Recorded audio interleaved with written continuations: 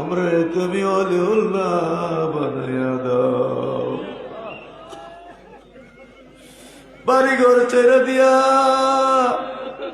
ব্যবসা বিজনেস ছেড়ে দিয়া, চাকরি বাকরি ছেড়ে দিয়া তোমার এই বন্ধুরা কেন এইখানে আসলো?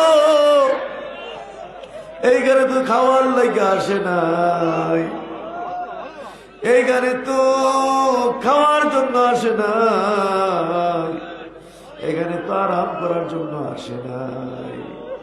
সকলে এই কষ্ট বরণ করে আসছে একমাত্র ওলিউল্লাহ হওয়ার জন্য। আল্লাহ তুমি কি এটা বুঝো না? এই মুহূর্তে সবাইকে ওলিউল্লাহ বলে দাও।